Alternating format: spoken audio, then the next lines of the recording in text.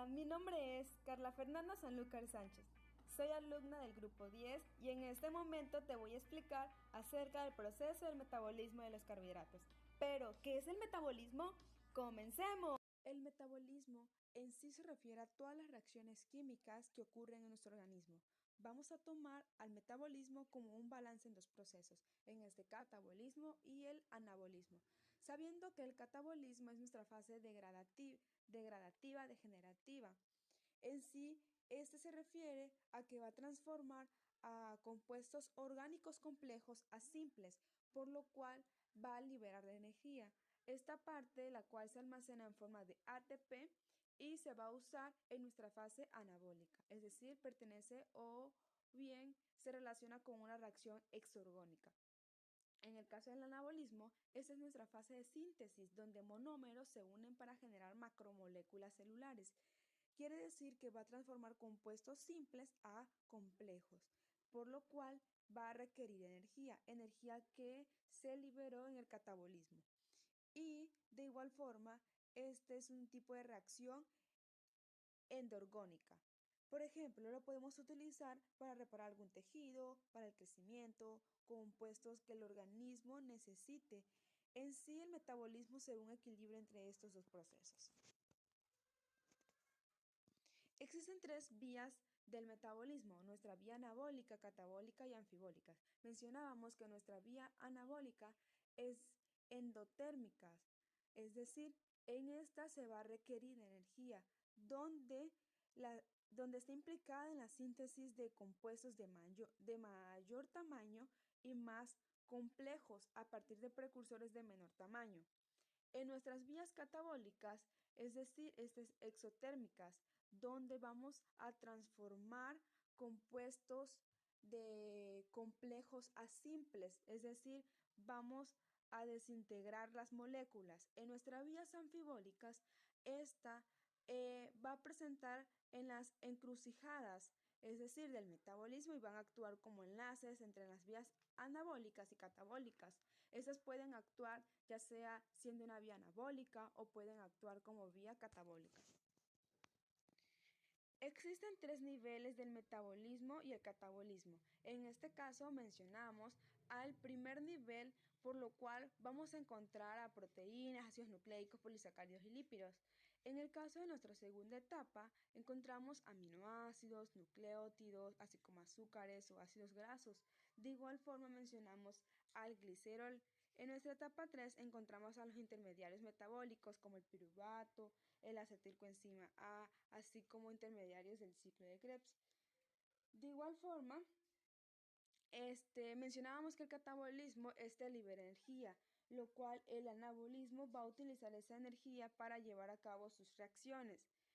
Y por lo cual el catabolismo iba a desintegrar moléculas grandes para convertirlas en moléculas pequeñas. En este caso, puede convertirlas a pequeñas moléculas como el agua, el amoníaco, el dióxido de carbono. Necesitamos ingerir carbohidratos y lo vamos a ingerir en la dieta. Consumimos alimentos ricos en carbohidratos como las frutas, así como los tubérculos, los cereales, incluso hasta la leche. Y sabemos que los tubérculos, esos se van a encontrar en almidón. Es un polisacárido de las plantas, es un polisacárido de reserva de las plantas. Mientras que la leche la vamos a encontrar en, en los disacáridos, lo cual es la lactosa. De igual forma, las frutas pertenecen a las fructosas y en los azúcares simples como en la sacarosa. Pero, ¿qué ocurre con estos carbohidratos al entrar? Bueno, al ingerirlo, el primer paso de la digestión de los carbohidratos, nosotros vamos a liberar saliva. En esta saliva vamos a obtener una enzima que es la alfa-amilasa, donde comienza la digestión del almidón y lo va a degradar o lo va a fragmentar en moléculas más sencillas, como moléculas de disacárido, como podemos observar la maltosa, las dextrinas, los oligosacáridos. sabiendo que las dextrinas son las moléculas ramificadas del almidón. Bueno, por otro lado, los disacáridos que ingerimos o que se ingresaron al metabolismo, ahí en la boca permanecen intactos. Después nosotros deglutimos y a través del tracto digestivo lo vamos a pasar al estómago, donde actúa un poco la amilasa salival hasta que es inactivada por el pH del estómago. Y después del estómago, esos alimentos son procesados químicamente y van a pasar al intestino delgado, donde el páncreas verte la amilasa pancreática y continúa separando todas las unidades de glucosa que formaba el almidón hasta convertirlo en glucosa simple.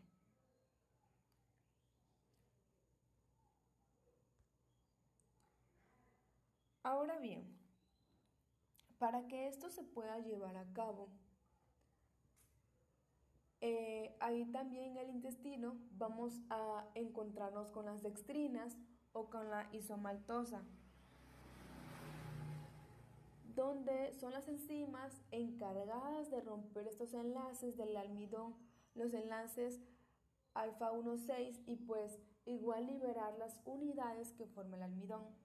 En este caso las disomerasas son las encargadas de romper los enlaces glucosídicos entre los disacáridos, además de la glucosa, van a liberar galactosa y van a liberar fructosa. Hasta aquí tenemos un inicio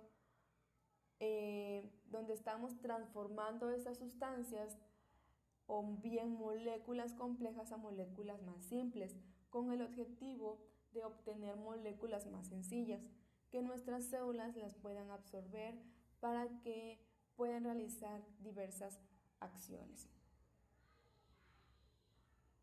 Ahora bien, una vez que hemos separado a las moléculas que formaban parte de la glucosa, la galactosa y la fructosa, estas van a entrar a través de estos canales transportadores. En el caso, por ejemplo, de la GLUT5, esta va a facilitar la entrada de la fructosa a la célula del intestino delgado. Estos transportadores, como la SGLT, en este caso, sodio y potasio, va a implicar un gasto de energía, o sea, se necesita de ATP para que entre la glucosa y el sodio y así permitir el paso de estas moléculas al torrente sanguíneo. Y a través de otras proteínas transportadoras, como la GLUT2, estas van a ocupar un mecanismo de difusión facilitada. Estas van en contra del gradiente ingreso. Ok, ya tenemos a los monosacáridos en el torrente sanguíneo.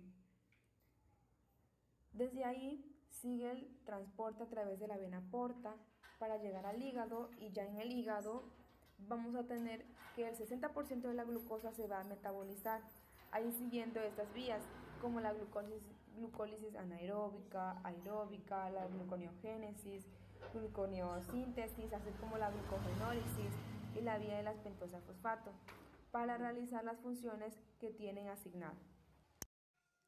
La saliva va a humedecer y lubricar el bolo alimenticio, lo cual esta contiene la enzima amilasa salival o tialina. De igual forma, en el duodeno se vierte el jugo pancreático, que es rico en la amilasa pancreática. Este va a romper las uniones glucosídicas, por lo cual esto se va a convertir en disacáridos, lo cual se van a hidrolizar y estos se convierten en monosacáridos por acción de las carbohidrasas. Por ejemplo, en monosacáridos, estos se pueden convertir ya en maltasa, en sacarasa y en lactasa.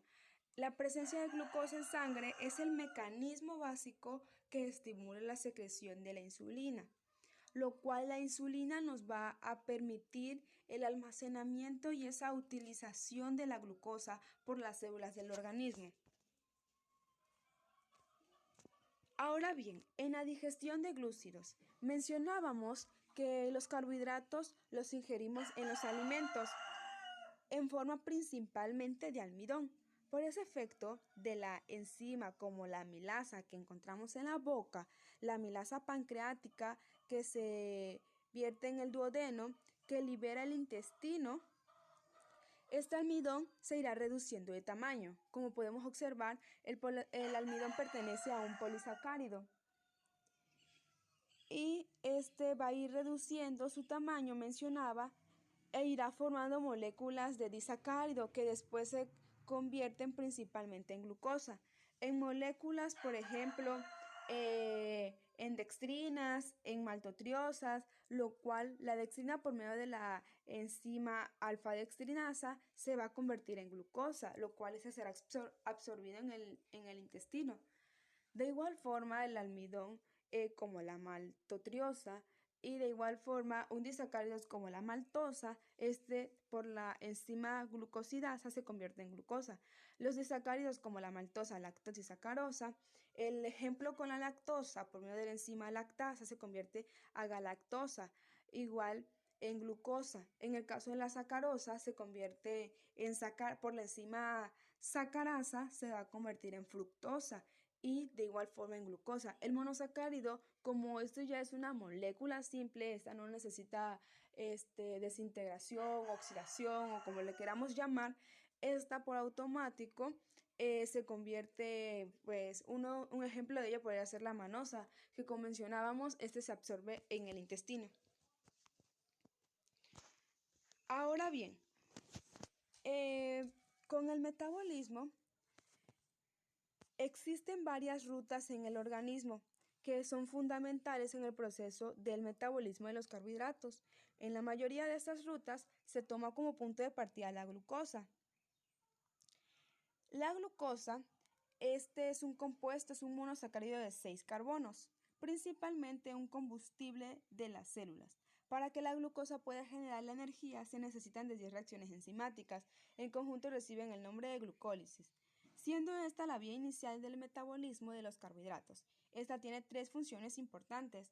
Una, la generación de moléculas de alta energía como el ATP y el NADH como fuente de energía celular en procesos de respiración aeróbica, o sea, en presencia de oxígeno, y anaeróbica, ausencia de oxígeno.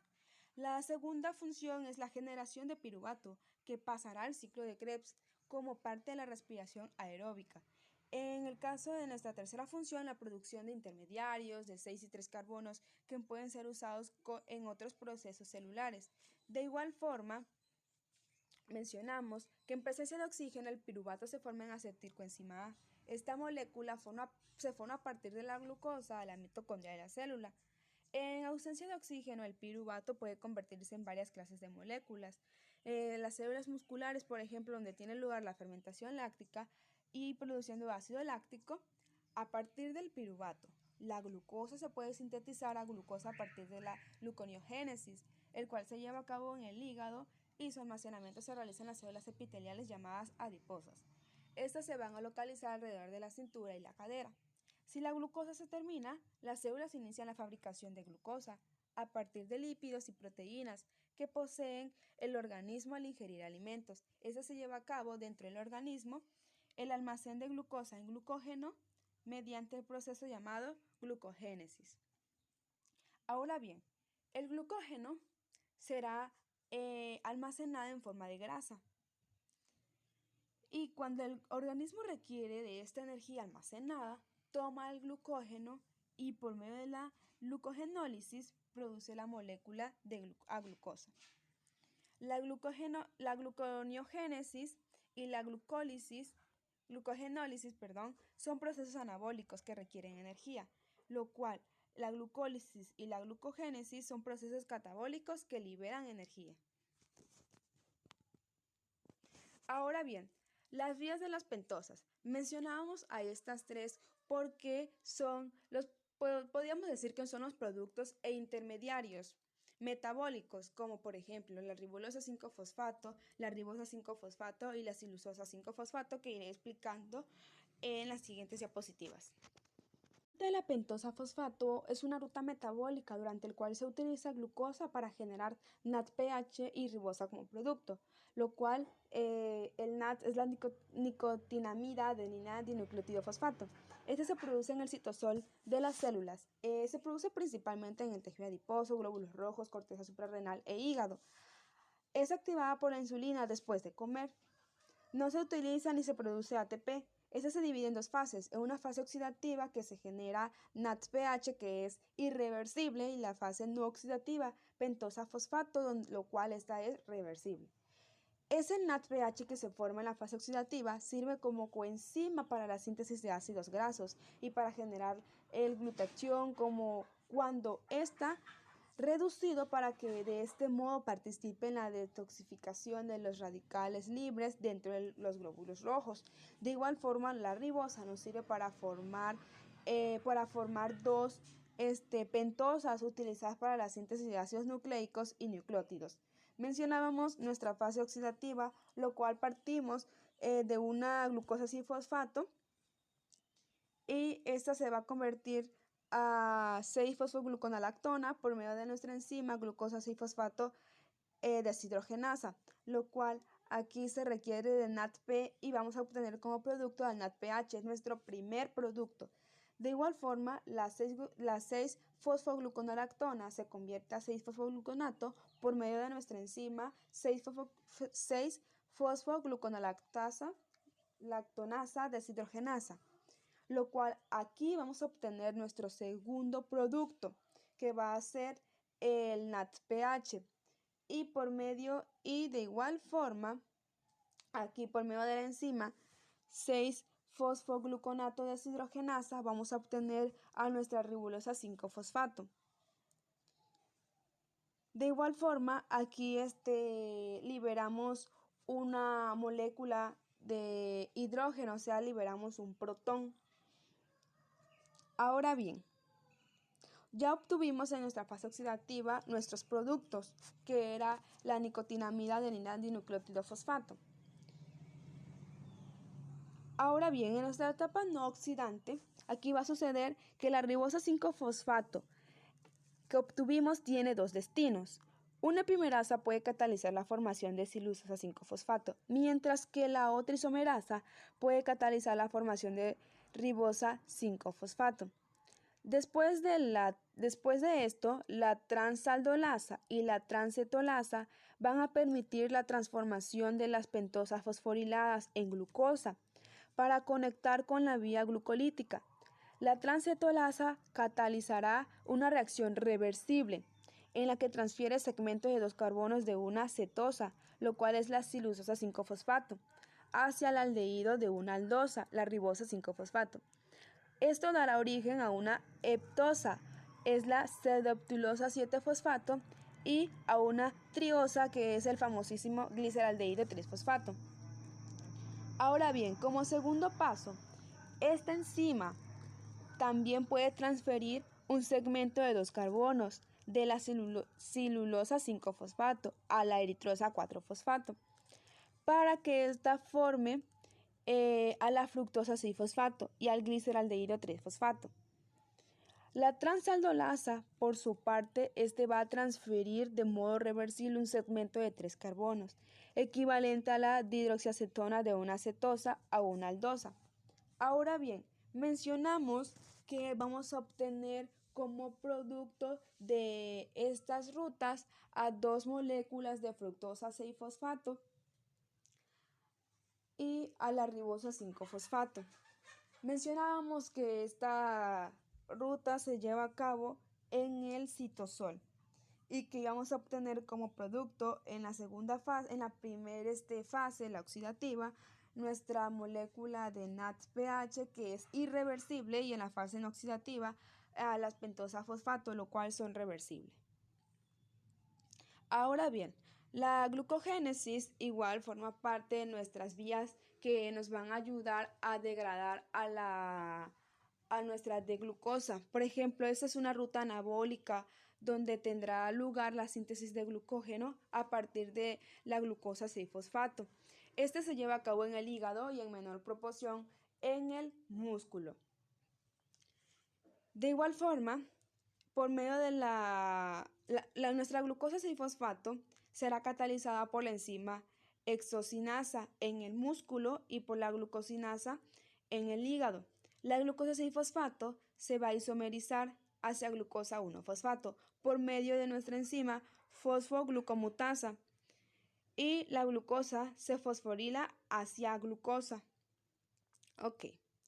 Ahora bien, se sintetiza el nucleótido uridindifosfato de glucosa con la intervención de la enzima pirofosforilasa del uridindifosfato de glucosa. Ahora bien, una pirofosfatasa rompe la unión de la alta energía del pirofosfato inorgánico y lo va a convertir en fosfato inorgánico. Enseguida, la uridindifosfato de glucosa, por acción del glucógeno sintasa, cede el residuo de la glucosa a una molécula de glucógeno, donde se incorpora en posición de alfa 1,4. Ahora obtuvimos nuestra unidad de glucosilo de alfa 1,4 y por medio de la enzima ramificante la vamos a convertir a glucógeno.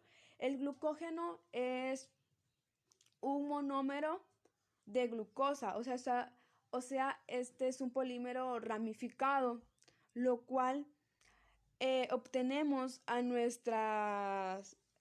vamos a obtener en posición de alfa 1,4 y alfa 1,6 a nuestro glucógeno, por lo cual nuestra alfa 1,6 pues va a transportar de 6 a 7 unidades de amilosa al carbono 6 de la glucosa del extremo creciente. Por eso mencionamos que el glucógeno es una cadena ramificada.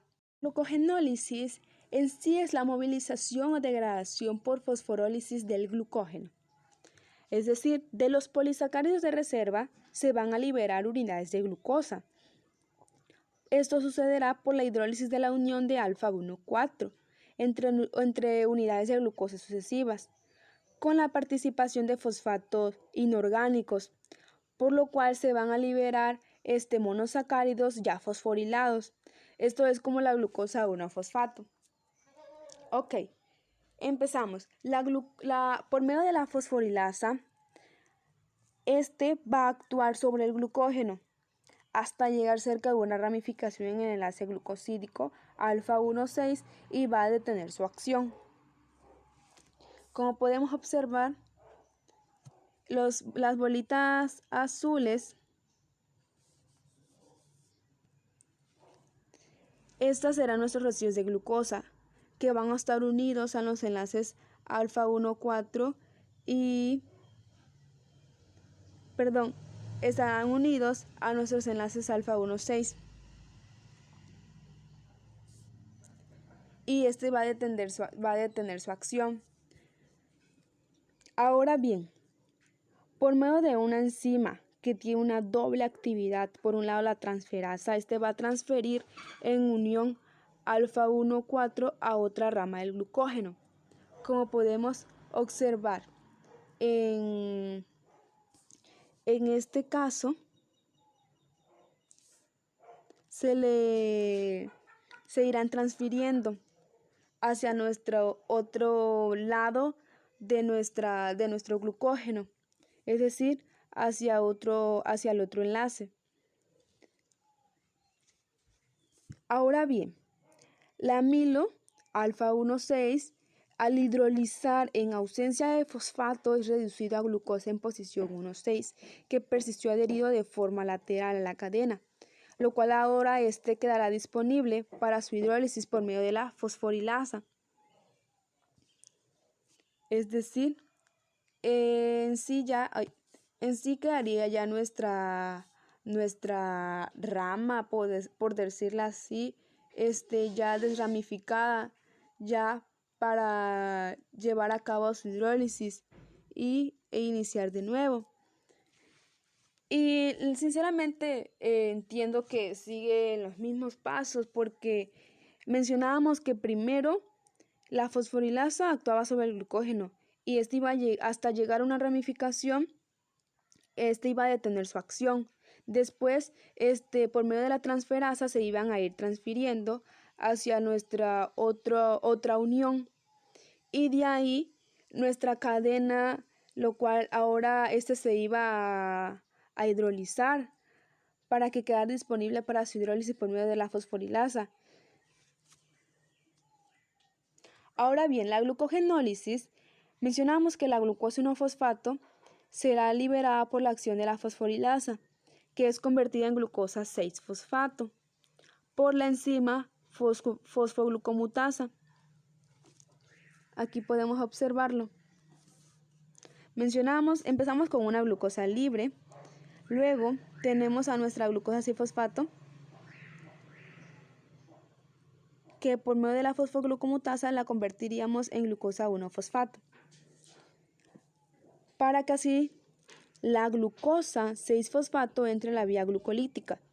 Ahora bien, la glucosa que se almacena en forma de polímeros entra a la vía glucolítica como glucosa 6-fosfato, sin la participación de ATP, lo cual será requerido para la fosforilación inicial del azúcar libre, es decir, este ATP lo vamos a necesitar en este paso. Y en consecuencia se van a producir más bien una molécula de ATP cuando es hidrolizada del polisacárido que cuando lo es del azúcar libre como monosacárido inicial. Ok, ingresamos con glucógeno más un fosfato inorgánico más adenosín monofosfato cíclico y vamos a producir a nuestra glucosa 6-fosfato. De igual forma, esto tiene que estar relacionado con varias hormonas, por ejemplo, la adrenalina, el glucagón, la insulina y el cortisol.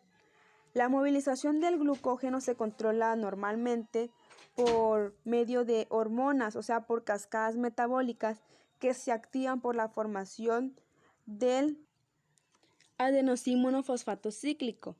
Es decir, por ejemplo, la adrenalina estimulará la glucogenólisis en el músculo, es la que secreta la médula suprarrenal, lo cual el glucagón será nuestra hormona peptídica pancreática que estimula el movimiento del glucógeno hepático.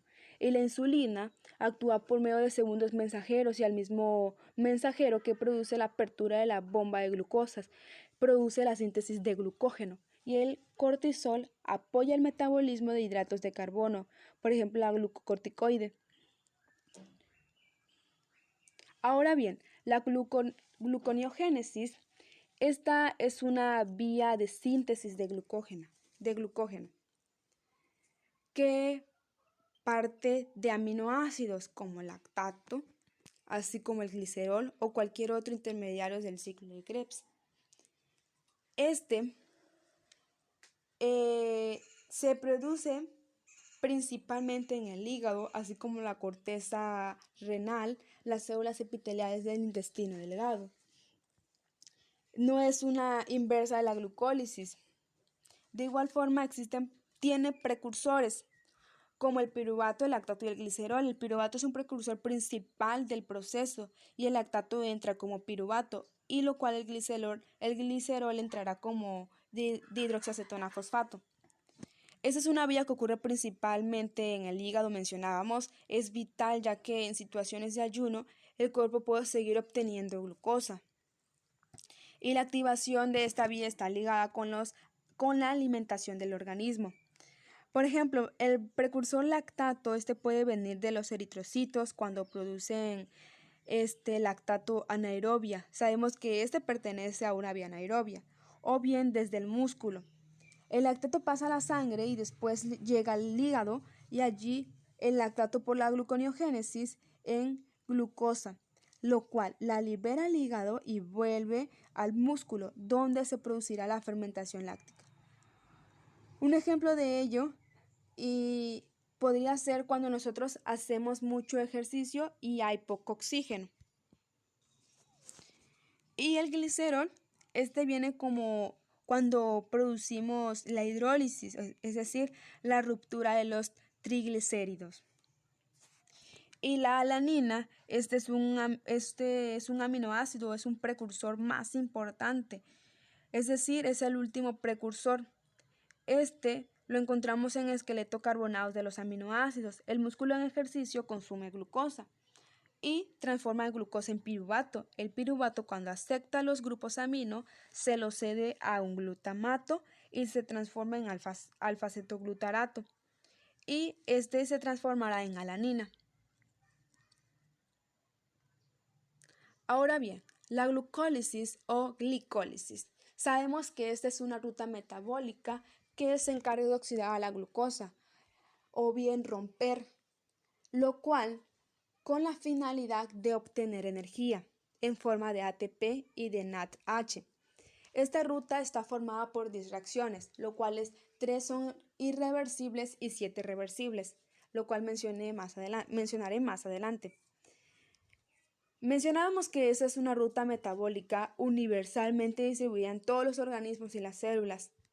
Este consta de 2 fases, una fase de inversión de energía y la siguiente fase o la segunda es la generación de energía. Se van a realizar sobre las 3 enzimas que catalizan las 3 reacciones irreversibles, que junto con la catalizada por la fosfogliceratoquinasa son fuertemente exergónicas. Lo cual esta ruta, por medio de la cual los azúcares de 6 carbonos se van a romper y van a dar como resultado a un compuesto de 3 carbonos, en este caso es el piruvato. La glucólisis se divide en 2 vías o hay 2 tipos. La glucólisis anaeróbicas y aeróbicas, donde en las aeróbicas podemos mencionar a la fermentación láctica, lo cual esto lo podemos encontrar tanto en los glóbulos rojos y en el músculo en ejercicio. De igual forma, las aeróbicas, como en el ciclo de Krebs, en la cadena de transporte de electrones, así como en la fosforilación oxidativa. En la glucólisis aeróbica, por ejemplo, les mencionaba yo los glóbulos rojos y músculo en ejercicio, el piruvato se va a convertir en ácido láctico por la enzima lactato deshidrogenasa y esta va a utilizar a nuestra NADH y nos quedaríamos con la NAD y ese NAD que es el que utiliza el gliceraldehído 3-fosfato deshidrogenasa para que siga funcionando la glucólisis.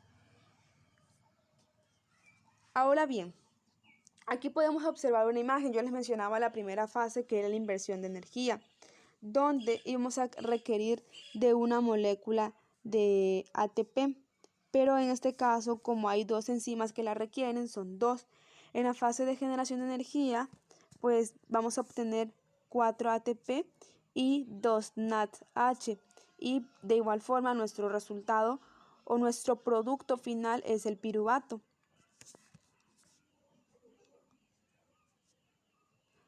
Ok, la respiración celular aerobia se produce cuando hay suficiente oxígeno y mitocondrias en las células.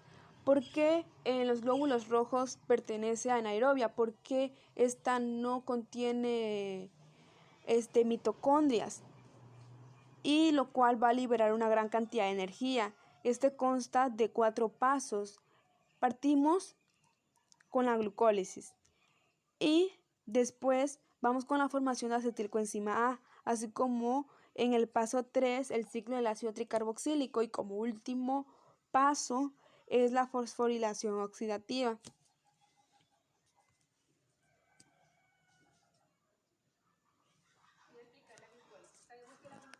Es una fuente de energía celular, es decir, es el rompimiento de la glucosa. Este va a oxidar la glucosa con la finalidad de obtener energía. Consta de 10 reacciones y se lleva a cabo en el citosol, es decir, en el citoplasma. Se divide en 2 fases. En la primera es la fase donde se va a necesitar energía para que se puedan llevar a cabo las reacciones, mientras que la segunda fase es donde se obtiene energía, con la finalidad de obtener 2 moléculas de piruvato Como sabemos, la glucólisis va a partir de la glucosa.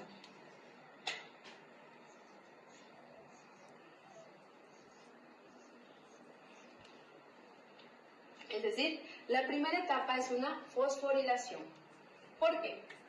Por medio de una enzima, la hexoquinasa,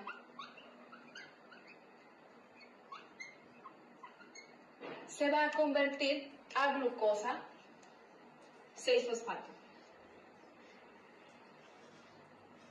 ¿Por qué fosforilación?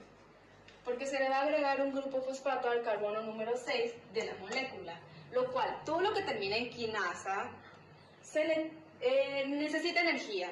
En este caso, en la primera reacción de una molécula de ATP se va a convertir a ADP.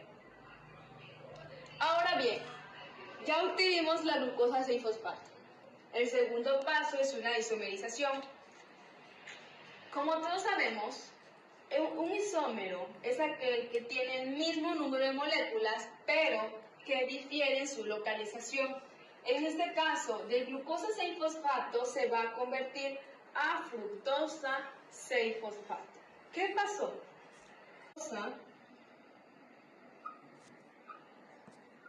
Isomerasa.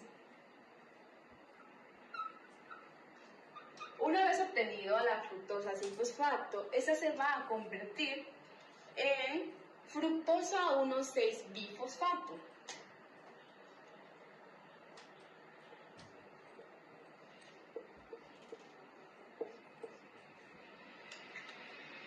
Y aquí también se va a requerir ATP, es decir, de una molécula de ATP se va a convertir a ADP. Es decir, aquí también ocurre una fosforilación, porque se le va a agregar un grupo fosfato al carbono número 1 de la molécula fructosa por medio de la fosfofructosa,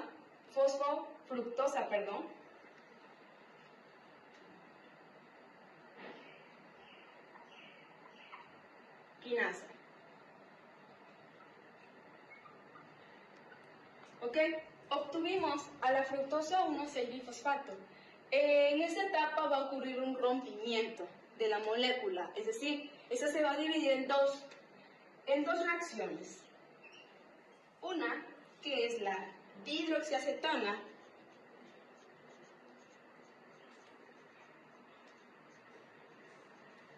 y el gliceraldehído,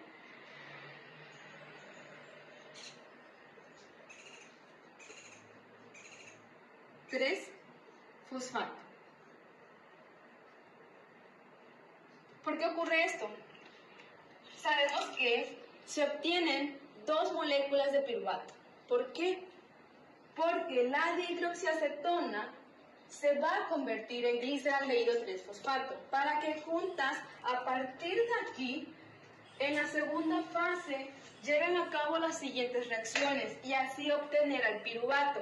Pero esto va a ocurrir por medio de la enzima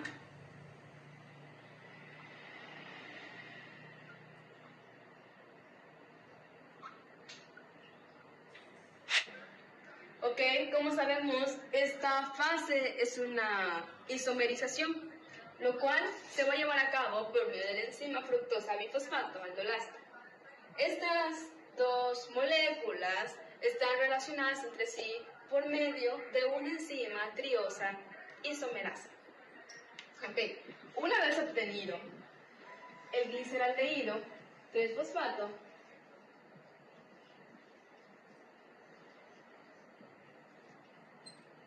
aquí, en este paso, va a ocurrir una oxidación, es decir, van a cambiar sus números de hidrógenos, lo cual el gliceraldehído se va a convertir en 1,3-bifosfoglicerato.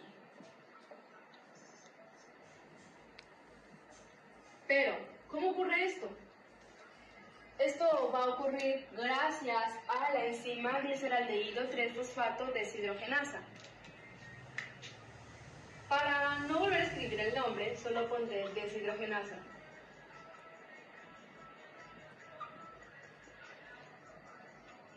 Ok, esa etapa es una isomerización, porque el grupo fosfato se encontraba en el carbono número 3.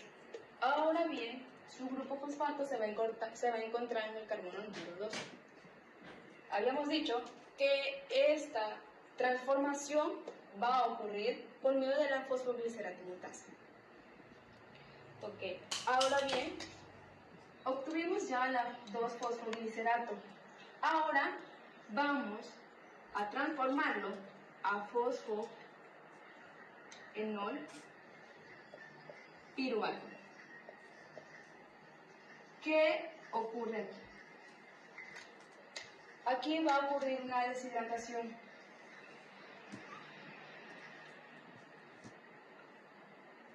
Esta reacción se va a llevar a cabo por la enzima enolasa.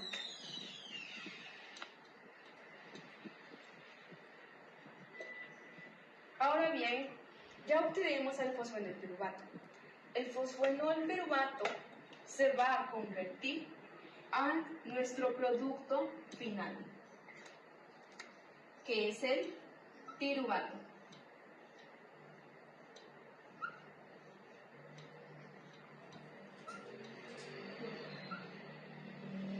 ¿Cómo ocurre esto? Esto va a ocurrir, obtuvimos nuestro producto final, que es el piruvato. Esto va a ocurrir gracias a la enzima piruvatiginasa.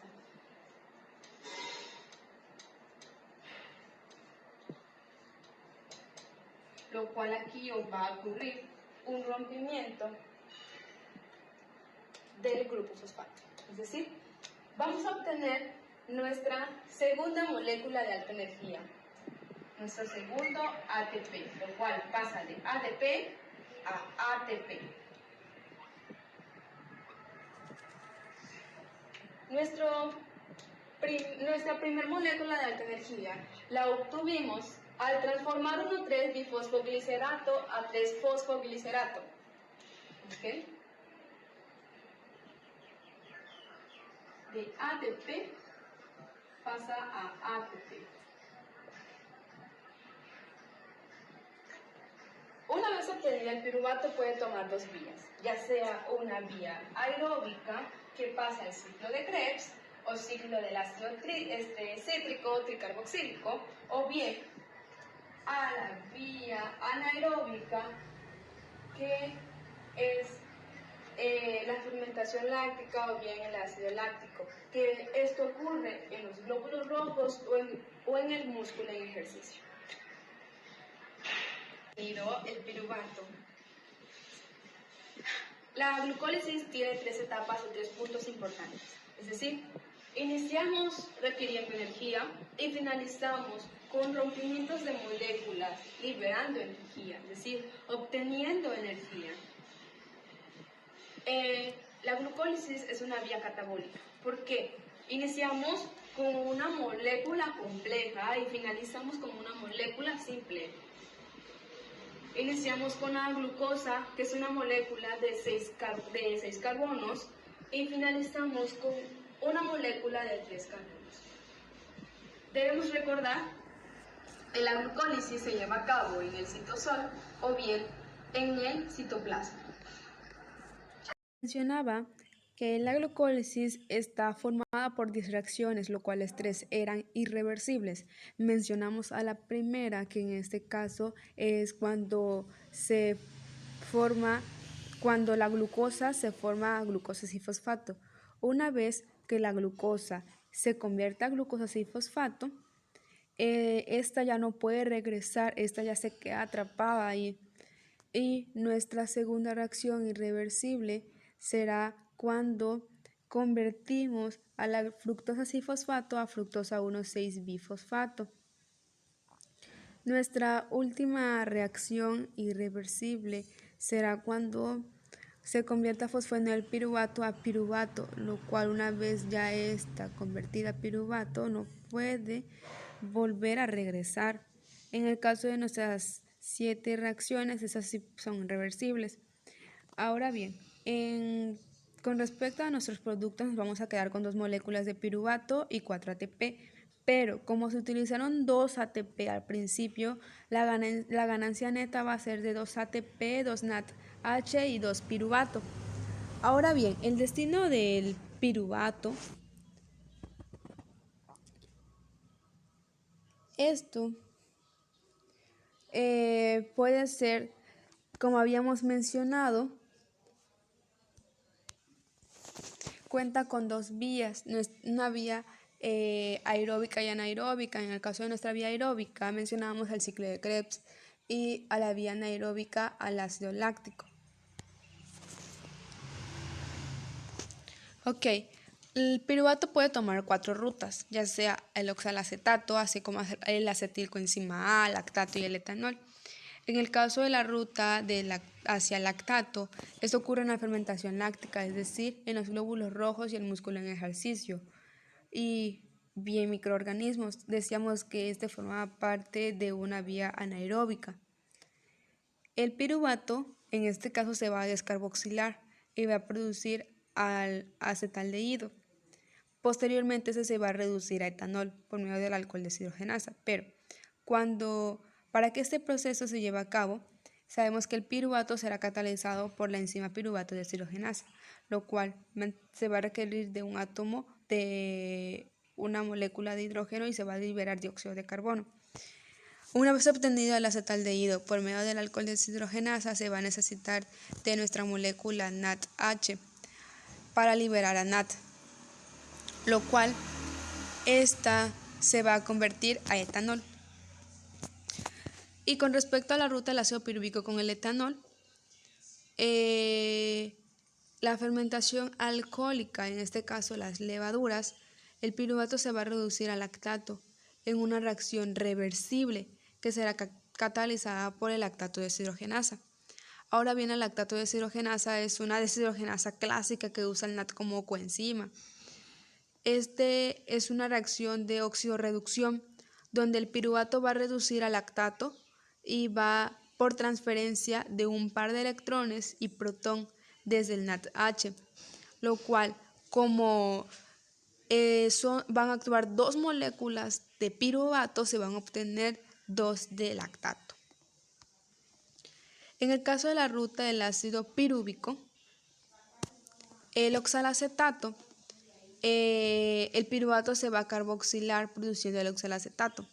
El oxalacetato es uno de los compuestos intermedios en el ciclo del ácido cítrico, lo cual veremos más adelante, pero también es un compuesto intermedio de la síntesis de la glucosa. De igual forma, el piruvato carboxilasa va a convertir el piruvato en oxalacetato acoplado a la coenzima biotina, que va a funcionar como un transportador. Ahora bien, las rutas del ácido pirúvico al acetilcoenzima A, forma parte de una condición aeróbica. Ok, el piruvato puede convertirse en acetilcoenzima A por acción de la enzima piruvato deshidrogenasa, lo cual aquí se va a liberar dióxido de carbono. La acetilcoenzima A se puede usar en varias rutas metabólicas y esta es una reacción compleja que da por la descarboxilación oxidativa del piruvato. Ahora bien, el ciclo de Krebs. Sabemos que el ciclo de Krebs es una ruta o bien es una vía metabólica, es decir, es una secuencia de reacciones en las mitocondrias que va a oxidar el residuo acetil de la acetilcoenzima A a dióxido de carbono y va a reducir las coenzimas que se oxidan a través de la cadena de transporte de electrones, lo cual ahí se va a formar nuestra molécula de alta energía, que es el ATP. Sabemos que el ciclo de Krebs se lleva a cabo en las mitocondrias. Como podemos observar, empezamos con la glucólisis, lo cual aquí se convertía la glucosa a piruvato. De ahí seguimos con el ciclo de Krebs, donde vamos a obtener nuestros NADH, así como el FATH y Estas coenzimas irán hacia la cadena de transporte de electrones. Como mencionaba, allí se van a convertir o allí se genera esa formación de ATP. El ciclo va a comenzar con la condensación del oxalacetato con el acetilcoenzima A. El oxalacetato de ácido dicarboxílico de 4 carbonos, que está formando lo cual se va a formar el citrato, que es un ácido tricarboxílico de 6 carbonos. En estas reacciones se van a liberar moléculas de dióxido de carbono y se va a regenerar el oxalacetato. Como entran 2 moléculas de piruvato, 2 veces se va a producir el ciclo de Krebs, o se va a generar el ciclo de Krebs, como le queramos llamar. Como podemos observar, el piruvato mencionábamos que liberaba dióxido de carbono, así como el NADH y varias coenzimas. El piruvato, sabemos que la glucólisis se lleva a cabo en el citosol, en el citoplasma, y el ciclo de Krebs en la matriz mitocondrial.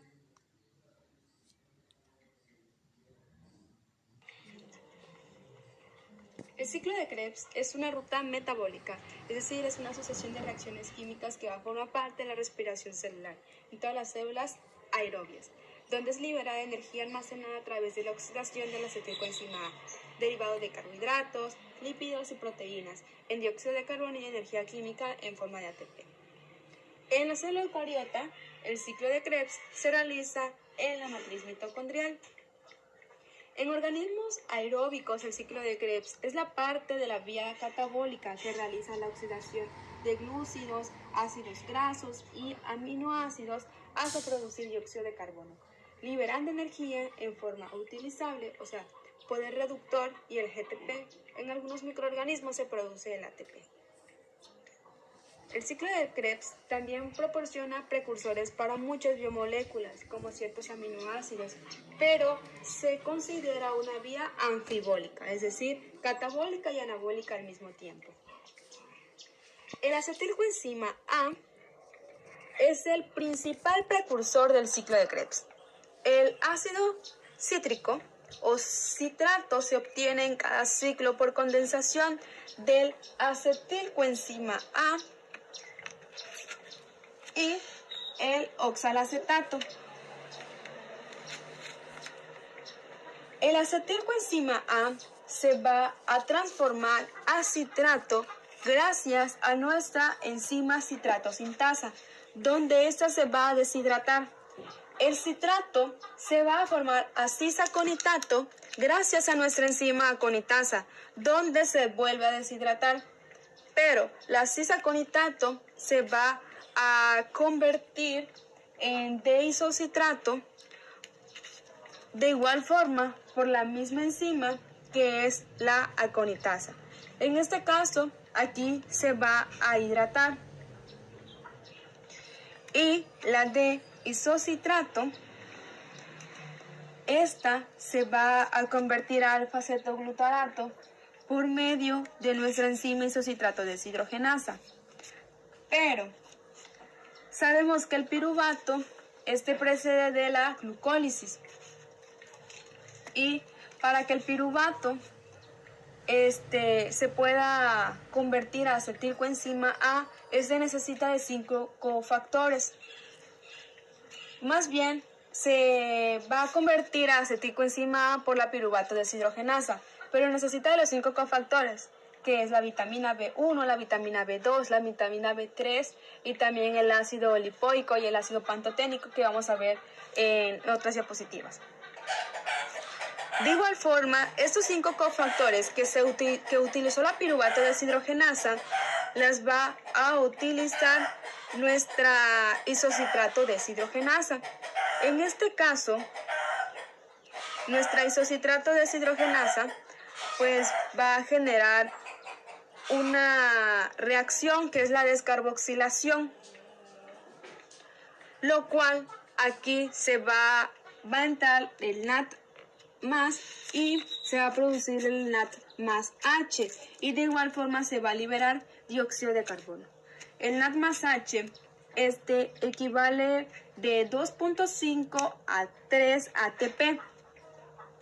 El alfa-cetoglutarato se va a convertir a succinil-CoA mediante la enzima alfa-cetoglutarato deshidrogenasa. Aquí, de la misma manera, se va a necesitar de nuestro NAT+, porque la alfa-cetoglutarato, va a hacer un tipo de reacción que va a ser la descarboxilación del NAT más H y también la liberación de dióxido de carbono. De igual forma, la succinil-CoA se va a convertir a succinato por medio de nuestra enzima succinil-CoA sintasa. Aquí lo que va a pasar es una hidrólisis. El GTP más un fosfato inorgánico se va a convertir a GTP, que equivale a un ATP. El succinato se va a convertir a malato por medio de nuestra enzima succinato deshidrogenasa. Esta es una reacción oxidación, por lo cual se va a obtener como producto alfat H2. Nuestro malato se va a convertir a fumarato gracias a nuestra enzima fumarasa. Esta fumarasa aquí habrá una hidratación, por lo cual el fumarato se convierte a oxalacetato por medio de nuestra enzima malato deshidrogenasa. De igual forma, aquí pasará lo mismo. Se va a requerir de NAT+ y se va a obtener NADH+, H, y se vuelve a regenerar el oxalacetato y así sucesivamente. Como obtenemos dos moléculas de piruvato, 2 veces se realiza el ciclo de Krebs, en donde la matriz mitocondrial. Ok. En el video mencionaba que el piruvato necesita de 5 cofactores, lo cual mencionaba que igual la isocitrato deshidrogenasa las necesitaba, pero no es así. La enzima que necesita de esos 5 cofactores es nuestra enzima alfa-cetoglutarato deshidrogenasa, lo cual necesita de la riboflavina. En el video mencionaba que el piruvato necesitaba de 5 cofactores, al igual que otra enzima. En el video decía que era la isocitrato deshidrogenasa, pero no es así. La enzima que la necesita es nuestra enzima alfa-cetoglutarato deshidrogenasa, que necesita tanto de la tiamina, que es la vitamina B1, igual que la riboflavina, vitamina B2, la niacina, la vitamina B3, así como el ácido pantoténico, que es la vitamina B5, y el ácido alfa-lipoico, que es un ácido graso. El ciclo de Krebs íbamos a obtener como productos al GTP, igual que el FAT y NAT. Pero el FAT y el NAT se van a convertir en la membrana interna de la mitocondria, en la respiración celular, o sea, en la fosforilación oxidativa, se van a convertir a nuestras moléculas de alta energía, que es el ATP. Ahora bien, con respecto a la fosforilación oxidativa, sabemos que las cadenas transportadoras están formadas por una serie de transportadores que están anclados en la membrana interna y que cada cadena tiene por objetivo generar energía en forma de ATP. Este es un proceso metabólico que va a utilizar energía liberada para la oxidación de nutrientes, o sea, para producir adenosín trifosfato. Este es un proceso catabólico final del catabolismo de la respiración celular. Tras la glucólisis y el ciclo de Krebs, o sea que todas las coenzimas que nosotros fuimos obteniendo, tanto en la glucólisis y ciclo de Krebs, estas se van a convertir en ATP en la fosforilación oxidativa. Es decir, de una molécula de glucosa se van a obtener 38 moléculas de ATP mediante la fosforilación oxidativa. Y que cada cadena es capaz de crear un gradiente electroquímico gracias al flujo de electrones. Es un proceso crucial para la síntesis de energía. Bueno, muchos nos hemos preguntado por qué respiramos. Bueno, o bien por qué necesitamos ese oxígeno. La razón es porque en sí el oxígeno lo necesitamos para que nuestras células puedan usar esta molécula durante la fosforilación oxidativa, lo cual decíamos que es nuestra etapa final de la respiración. La fosforilación oxidativa se conforma de dos componentes que están relacionados, la cadena de transporte de electrones y la quimiosmosis. En la cadena de transporte de electrones, los electrones se van a transportar de una molécula a otra, y la energía liberada cuando se transfieren los electrones se va a utilizar para formar un gradiente electroquímico. En la quimiosmosis, la energía almacenada en el gradiente se utiliza para sintetizar el ATP. Pero en sí, ¿qué tiene que ver el oxígeno? Bueno, el oxígeno se encuentra al final de la cadena de transporte de electrones, donde vamos a recibir a los electrones y recolectar protones para formar el agua.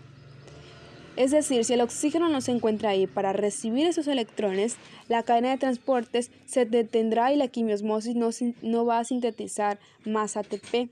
Y sin el ATP suficiente, las células no podrán llevar a cabo las reacciones que necesitan para que funcione e incluso podrían morir después de un cierto periodo de tiempo. En la fosforilación oxidativa funciona con dos tipos de reacciones. Una utiliza reacciones bioquímicas que van a liberar energía, es decir, exergónicas, mientras que la otra va a utilizar energía para llevar a cabo sus reacciones endergónicas. El flujo de electrones a través de la cadena de transportes, desde donantes de electrones como el NADH a aceptadores de electrones tales como el oxígeno, es un proceso exergónico, lo cual va a liberar energía. Y la síntesis de ATP es un proceso endorgónico, el cual requiere energía. Mencionábamos de la quimiosmosis, que tanto la cadena de transporte de electrones como el ATP sintasa están embedidos en la membrana y la energía es transferida a la cadena de transporte de electrones de la ATP sintasa por el movimiento de protones a través de la membrana. De igual forma, el movimiento de los protones va a crear un gradiente electroquímico a través de la membrana, lo cual es el llamado fuerza proton motriz. Igual encontramos a la proteína ATP sintasa, lo cual esta va a estar situada en la membrana interna de la mitocondria y va a permitir el paso de los protones en ambas direcciones, lo cual va a generar ATP en este proceso. En conjunto, la cadena de transporte de electrones y la quimiosmosis van a constituir a la fosforilación oxidativa. Los pasos clave de este proceso son los siguientes. Por ejemplo, en la entrega de los electrones como el NADH y el FADH, los acarreadores de electrones reducidos en otros pasos de la respiración celular van a transferir sus electrones a las moléculas cercanas al inicio de la cadena de transporte. De igual forma, la transferencia de electrones y el movimiento de protones, conforme se mueven los electrones a la cadena, se van a desplazar a un nivel de energía más alto a uno más bajo, lo cual aquí se va a liberar energía. Y la separación de oxígeno molecular para formar el agua. Al final de la cadena de transporte, los electrones se transfieren una molécula de oxígeno, lo cual se rompe a la mitad y recolecta moléculas de hidrógeno o bien protones para formar agua. Y por último, nuestra síntesis de ATP es impulsada por un gradiente. Cuando fluye por el gradiente de regreso hacia la matriz, los iones de hidrógeno van a pasar a través de la ATP sintasa, la cual aprovecha el flujo de protones para sintetizar el ATP. Ahora bien, esta cadena de transporte es un conjunto de proteínas y moléculas orgánicas que se encuentran en la membrana, la mayoría de las cuales se va a organizar en cuatro grandes complejos del 1 al 4. Es decir, conforme los electrones vayan viajando a través de la cadena, se van a desplazar de un mayor nivel de energía a uno inferior y se mueven de moléculas menos ávidas de electrones o otras más ávidas. Ahora bien, Todos los electrones que entran en la cadena provienen de las moléculas de NADH y FADH, que se producen en fases más tempranas de la respiración, como es el caso de la glucólisis, la oxidación del piruvato, el ácido cítrico. Sabemos que el NADH es muy bueno donando electrones en reacciones redox, por lo que puede transferir sus electrones directamente al complejo 1 y transforma otra vez el NAD. El movimiento de los electrones va a pasar a través del complejo 1 en una serie de reacciones redox y va a liberar energía. En el caso de nuestra FADH no es tan bueno para donar esos electrones, lo cual no puede transferir sus electrones hacia el complejo 1. En su lugar va a introducir los electrones en la cadena de transporte a través del complejo 2, el cual no envía protones a través de la membrana. Ahora bien, mencionábamos que eso se va a llevar a cabo en la mitocondria, donde dentro de la matriz interna, en las crestas mitocondriales, donde encontraremos ahí un sinfín de cadenas de transporte de electrones. Decíamos que consta de 4 complejos. Esto va a iniciar cuando el ciclo de Krebs dona 2 moléculas de NADH al complejo 1. A medida que los electrones pasan al complejo siguiente, es decir, va a donar y vamos a obtener nuestro NAD.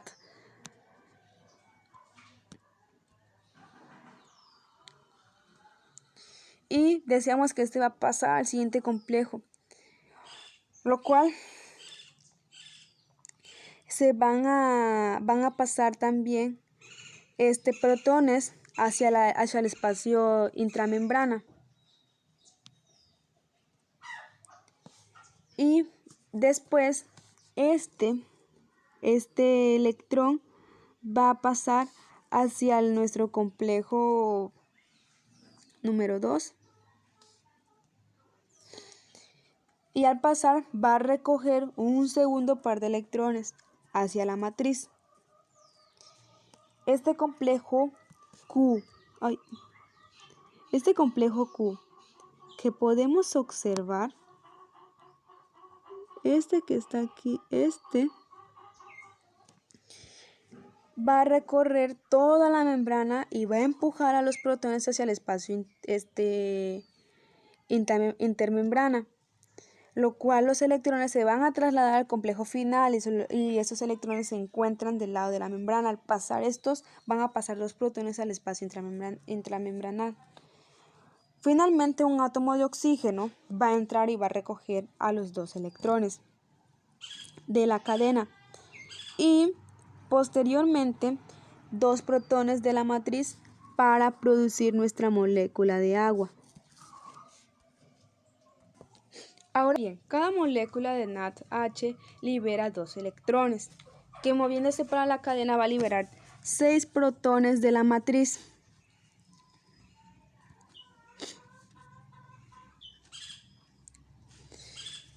Ahora, la portadora de energía del ciclo de Krebs, en el caso del FAD, entra a la cadena en la coenzima Q, es decir, 2 electrones. Van a ser transportados por la membrana al espacio intermembrana. Así entran 4 protones al final de la cadena y el oxígeno va a acoger a 2 electrones.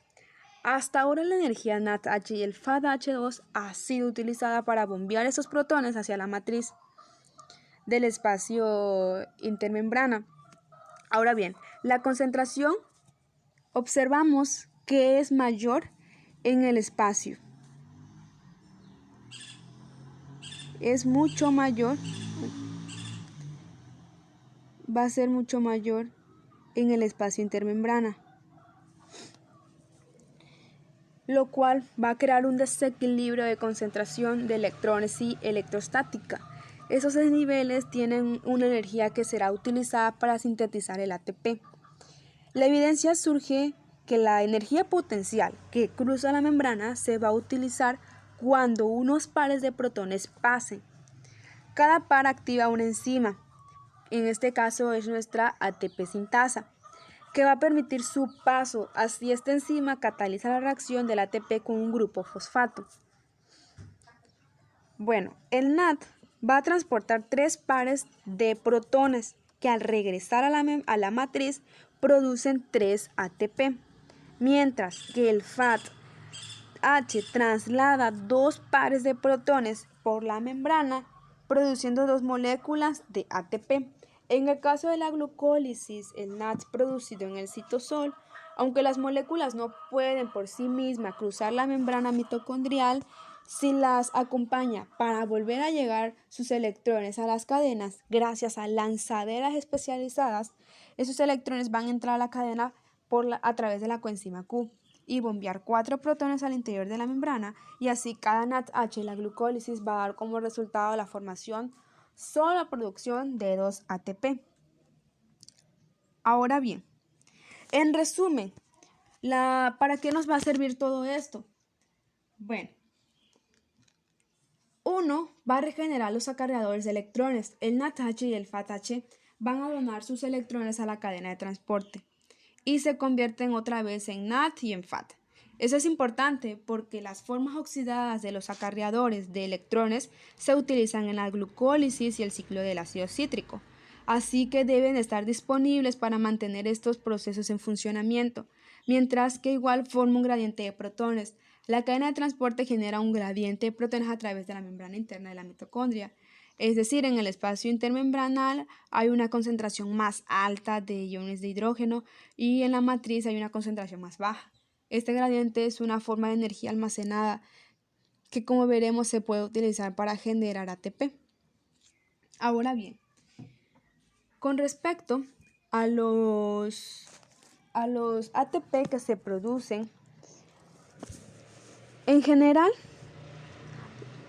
el rendimiento máximo de ATP obtenido por molécula de glucosa se encuentra entre 30 y 32 moléculas de ATP, porque en la glucólisis se generan 2 moléculas netas del ATP y en el ciclo del ácido cítrico otras 2 moléculas de ATP. Fuera de esos 4, el resto de las moléculas de ATP se generan en la fosforilación oxidativa. Cuando los electrones del NADH se mueven a través de la cadena de transporte, se bombean 10 iones de hidrógeno desde la matriz hacia el espacio, por lo que cada NADH resulta en 2.5 moléculas de ATP aproximadamente, y los electrones del FATH que se incorporan a la cadena en una etapa posterior impulsa el bombeo de solo 6 hidrógenos, lo que lleva a la producción de casi 1.5 ATP. Ahora bien, en el cuadro podemos observar que en la glucólisis sus productos directos son de 2 ATP, mientras que su rendimiento final serán de 2 ATP, al igual que 2 NADH, pero su rendimiento será de 3 a 5 ATP. Y en la oxidación del piruvato serán de 2 NADH, pero el rendimiento será de 5 ATP, así como en el ciclo del ácido cítrico, su producto son 2 ATP y su rendimiento serán 2 ATP, pero en el caso del NADH, su producto son 6 y su rendimiento será de 15 ATP. Y de igual forma, en los productos directos serán de 2 FAT y se van a producir 3 ATP, por lo cual se producen entre 30 a 32 ATP. Ahora bien, quise mostrar esta imagen porque la verdad está muy completa. Aquí podemos observar nuestra primera fase desde la glucólisis, así como la formación de acetilcoenzima, el ciclo de Krebs, y nuestra última fase, que es la fosforilación oxidativa o la cadena de transporte de electrones. Todas las moléculas, tanto del NADH como el FATH, pasan a la cadena de transporte de electrones. Es parte de la respiración celular. Muchos nos hemos preguntado por qué respiramos. Les había dicho que era importante para la obtención de oxígeno, pero también porque si no para obtener energía en forma de ATP. Bueno, mencionamos nuestra primera fase, que es el paso de glucosa al ácido pirúvico, donde vamos a obtener 2 ATP y 2 NADH.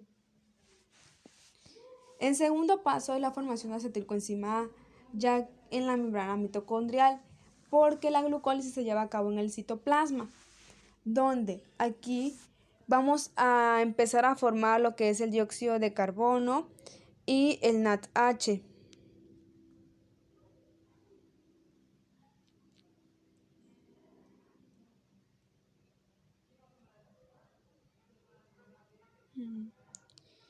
Ok. Bueno. Y en el ácido tricarboxílico, el ciclo de Krebs, vamos a formar ya lo que es el ATP, el FATH2, el NADH. Todas estas moléculas en conjunto van a entrar a la cadena de transporte de electrones, que es el proceso oxidativo de la respiración. Es decir, todas, tanto estas como estas, van a entrar a nuestra cadena de transporte de electrones, donde su objetivo, su función principal es la formación de ATP. Es decir, vamos a empezar con una glucosa para finalizar con la obtención de energía y agua. Es por ello que cuando respiramos en un vidrio o un espejo vamos a dejar vaporcito, pues ese producto es el producto de la respiración, del proceso respiratorio.